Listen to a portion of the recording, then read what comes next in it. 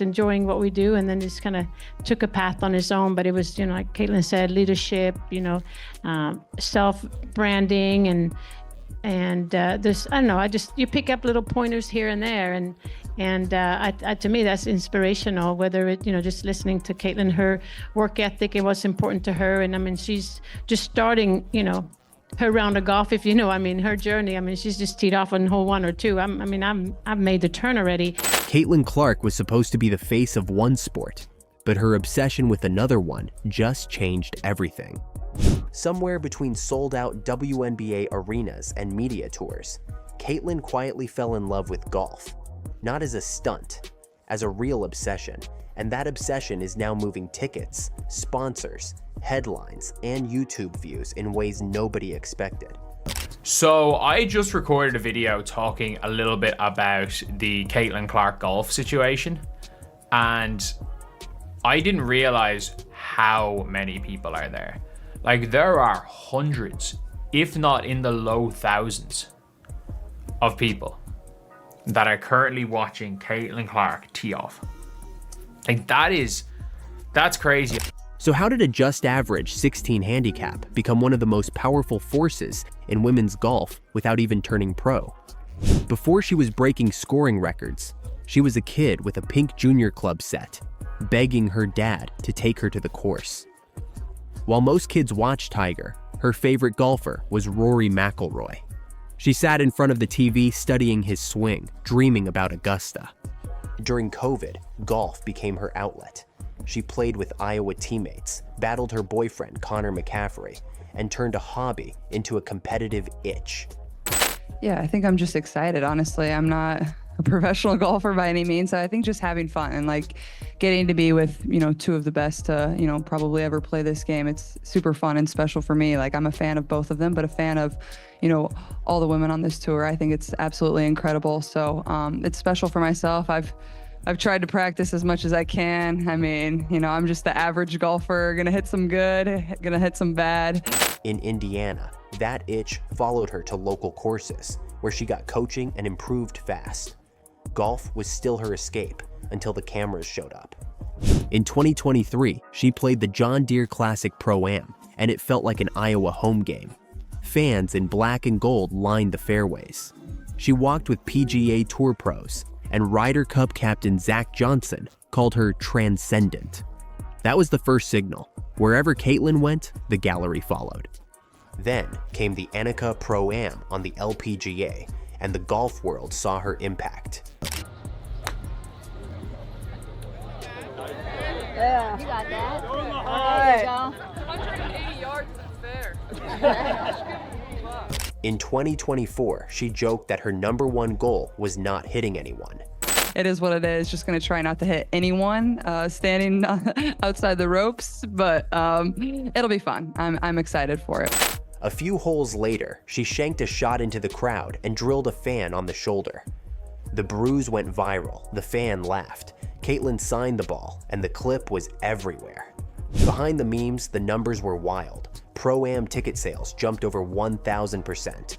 Social impressions hit the tens of millions. And Golf Channel added extra live coverage just because she was there. We're going to talk about what Caitlin Clark is doing this week, but first we'll go back to last week. It was an amazing scene in the women's game as WNBA superstar Caitlin Clark teed it up on Wednesday in the Pro-Am for the ANNIKA, driven by Gainbridge. That's the Clark effect. In 2025, she came back. This time, she brought backup. Caitlin arrived at Pelican Golf Club with Fever teammates Sophie Cunningham and Lexi Hull as her caddies. On paper, they were looping. On camera, it became a 3-woman show.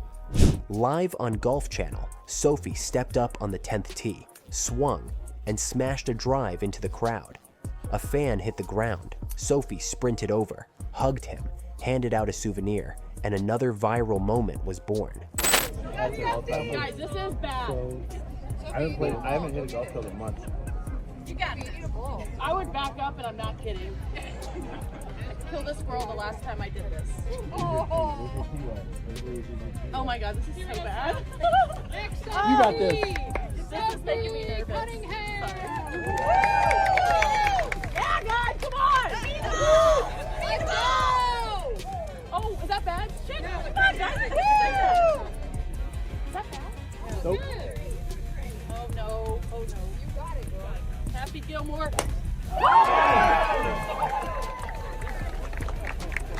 That guy just You didn't hit him. He just wants a hug. He did get hit. He didn't even get hit.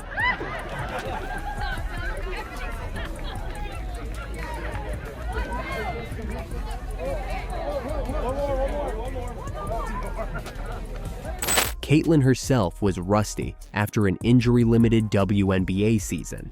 She admitted she hadn't played much golf. But obsession is funny. On the 10th hole, she stood over a 35-foot birdie putt, basically called her shot, rolled it perfectly, and watched it drop. The broadcast team went crazy. That wasn't a sideshow. That was a real, remember this moment for women's golf. I mean, this putt is unbelievable. Look at this freaking putt.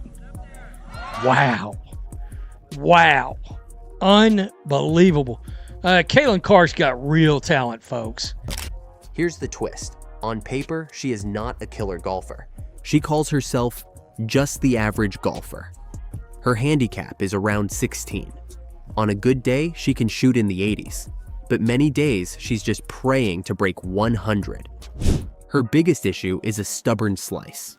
LPGA instructors praise her posture and athletic setup. But even Caitlin jokes online that the odds are high she sliced it way right. She admits she tries to kill the ball, and she laughs about tripling 3 holes in a row and wanting to throw her club into the water.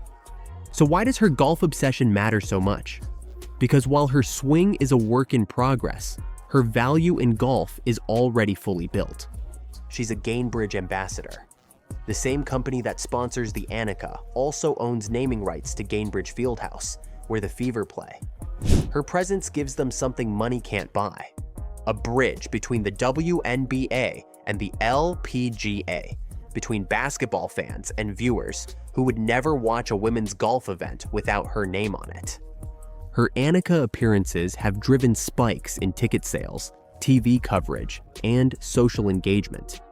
Nelly Korda, the face of women's golf, has called the atmosphere around Caitlin something out of a book, saying it's crazy how many people she brings to another sport. They've built a friendship, trading jokes, custom golf shoes, and light trash talk about who would win if they switched courts. Then the internet pushed it further. Barstool's Dave Portnoy announced a sequel to his Internet Invitational golf series and teased a purse that could hit $10 million. On his show, he said he has invited 2 people so far, Kai Trump and Caitlin Clark. Both, he claims, have already said yes. Suddenly, Caitlin's love for golf isn't just a hobby. It's a bargaining chip in a media world where crossover stars drive everything. One appearance from her can pull in millions of views, reshape sponsorship deals, and blur the line between traditional sports and creator-style events. Here's the simple truth. Caitlin Clark doesn't need golf to stay famous. Basketball already made her a superstar. But golf now needs Caitlin if it wants to stay relevant with a younger, crossover audience that lives online. Her golf obsession changed how brands think about ambassadors. It changed how the LPGA uses celebrity fields. It changed what a WNBA off-season looks like, turning it into extra content, headlines, and viral clips. The only real question now is this: does she keep golf as her escape, or does she lean all the way in and become the first true 2-sport media superstar of the streaming era? Let me know what you think. Should Caitlin keep golf casual or chase these massive events and change the game forever? If you're still watching, drop "Golf Changed Everything" in the comments so I know you made it to the end. You talked about if Caitlin did her own league. Do you know anything about what you would want to see her do? You said you'd partner with her and give her $100 million. That's the biggest offer that she's gotten. If she would have let me be her agent, I would have in a second. And if she's like, I'll start a new league with you, I would get her whatever you want. Caitlin Clark is an average golfer with a 16 handicap. So why is she flirting with a $10 million golf showdown that could change her entire story overnight? This is not a fake rumor. There is a real invite on the table that could put her on a tee box with cameras everywhere, a huge purse on the line. Today's episode of News You Can Use, Caitlin Clark accepted a $10 million deal, olive branch, from none other than Dave Portnoy. About 5 minutes ago, he stated Caitlin Clark accepted Dave Portnoy invitation to participate in a sporting event and will be putting $10 million on the line. And millions of people waiting to see if she shines or melts down. To see how we got here, we need to trace her golf story fast. Caitlin grew up with a pink junior club set and a dad who took her to the course whenever he could. Her favorite golfer was Rory McIlroy. She watched him on TV, dreaming about Augusta. During COVID, she picked golf up seriously with her Iowa teammates and her boyfriend Connor McCaffrey. Later, in Indiana, she kept grinding at places like Crooked Stick. Golf became her reset button. No press conferences, no sold-out arenas, just grass and quiet, and a game she could not completely control. Then the cameras arrived. In 2023, she played a PGA Tour Pro-Am, and the fairways were lined with fans in Iowa jerseys. People realized she did not just move numbers in basketball. Wherever Caitlin walked, crowds followed. The real turning point came at the ANNIKA Pro-Am on the LPGA. In 2024, she joked that her #1 priority was simple: do not hit anyone. A few holes later, she shanked a shot into the gallery and drilled a fan on the shoulder. The bruise went viral, the fan laughed it off, Caitlin signed the ball, and the clip was everywhere. At the same time, ticket sales exploded. Pro-Am Day jumped more than 1,000%. Social media impressions flew into the tens of millions. Golf Channel even extended live coverage because she was there. People started calling it the Clark effect. In 2025, she came back for year 2 with Indiana Fever teammates Sophie Cunningham and Lexi Hull as her celebrity caddies. They were joking around, taking turns hitting tee shots. Live on Golf Channel, Sophie smashed a drive straight into the crowd, hugged the fan, and instantly created another viral moment. Guys, this is bad. I haven't hit a golf club in months. You got this. I would back up, and I'm not kidding. I killed a squirrel the last time I did this. Oh my god, this is so bad. You got this. This is making me nervous. Sorry. Yeah, guys, come on! Let's go! Oh, is that bad? Shit, come on, guys. Is that bad? Nope. Oh no, oh no. You got it, girl. Happy Gilmore.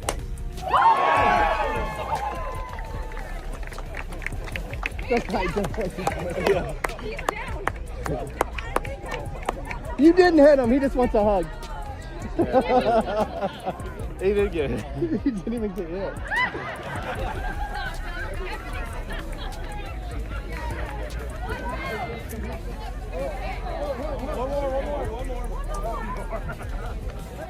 Caitlin was rusty from an injury hit WNBA season, but she still gave us one perfect highlight.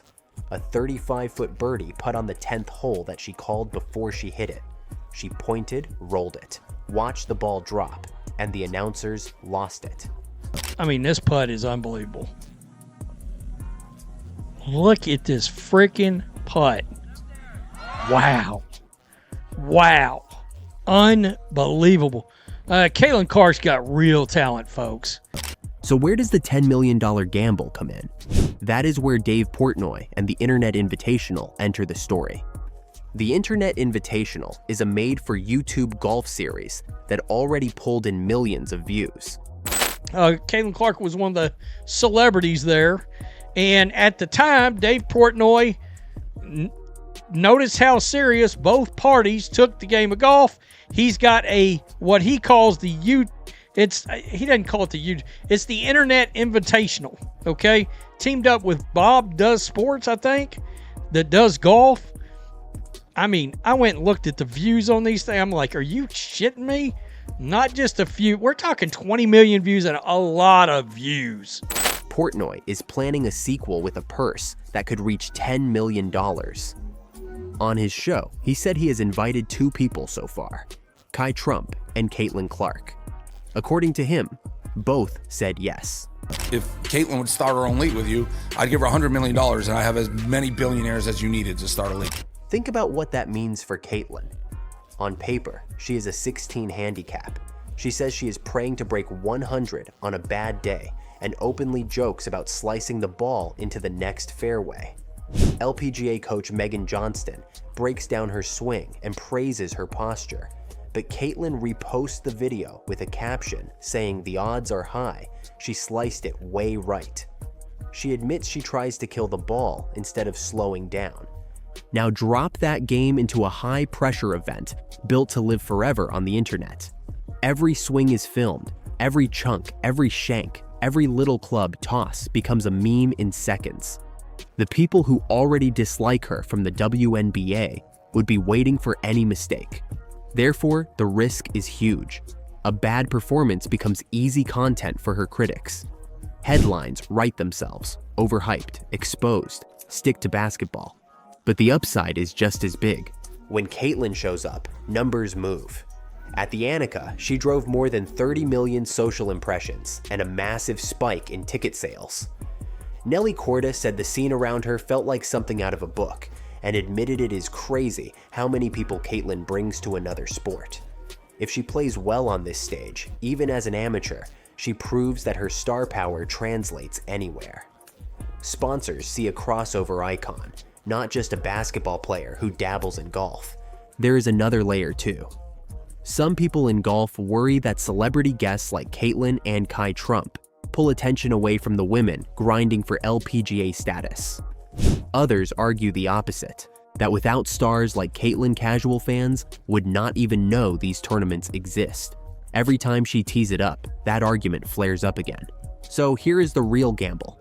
Caitlin is not doing this because she needs the money. She already has major sponsorships, a WNBA contract, and a global brand. She plays golf because she loves the mental challenge and the peace. She has talked about using golf to escape reality, and has also joked about throwing her club in the water after tripling 3 holes in a row. She knows how brutal this game is. Saying yes to a $10 million event means turning that private escape into another stage, another arena where she is expected to perform in front of millions. If she shocks everyone, drains a few long putts, and keeps it together under pressure, the story writes itself.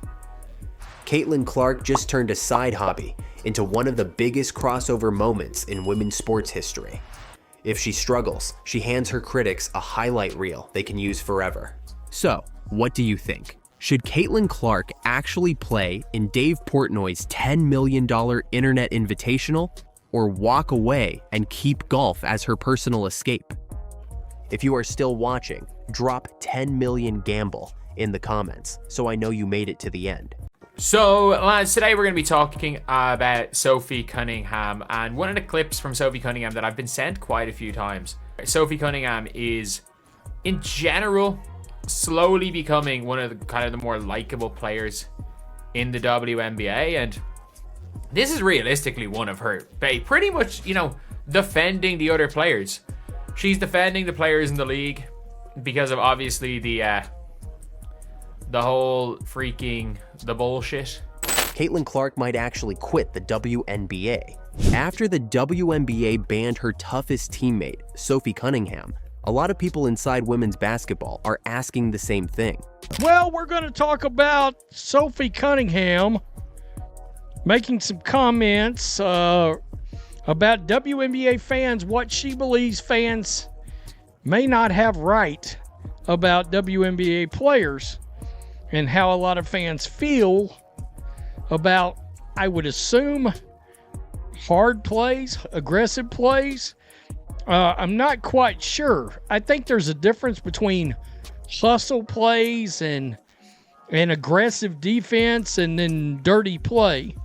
So I assume she wouldn't mean dirty play here. Why would the face of the league stay in a system that punishes the players who protect her and still pays her less than new leagues are willing to offer? In this video, we are breaking down why Caitlin Clark is ready to quit the WNBA, what really happened with the Sophie Cunningham ban, and how a brand new women's basketball super league could steal Clark away from the Indiana Fever. And she makes some comments about Project B that's very interesting. And I think she's saying the quiet part out loud, that some players may forego the WNBA, not unrivaled, the W, in order to play in this new league. Caitlin Clark is the biggest star the WNBA has ever seen. She moves ratings, she sells out arenas, and every time the Indiana Fever play, the numbers jump. Yet night after night, she takes hard hits, extra contact, and cheap shots that the league is always one step too late to control. That is where Sophie Cunningham comes in. Sophie built a reputation in the WNBA as an enforcer. She plays physical, she sets hard screens, and she sends a clear message. If you go after my star, you are going to feel it. Here's Sophie Cunningham, the badass for the Indiana Fever, who is willing to fight. Sure. Which we are big fans of for Caitlin Clark. She was also a kicker in high school. Okay. Oh, wow. For the brand. Obviously, the kicker is the biggest badass on the court. I love everything about it. Sophie, welcome to Indianapolis. Love that she was a kicker. That's a big ball, too. Hey, that's a good thump. Wow. That's a good kick right there. Obviously, she chose basketball, became a professional. But I love that she stepped foot on the field. The amount of courage it takes. She was a black belt in 6th grade or something like that. Wow. Yeah, an absolute dog. Now she's a member of the Fever. We're thankful for. When fans started asking who would become Caitlin Clark's bodyguard in the WNBA, Sophie Cunningham was at the top of every list. But the league saw something very different. After a series of rough plays and viral clips, the WNBA came down hard.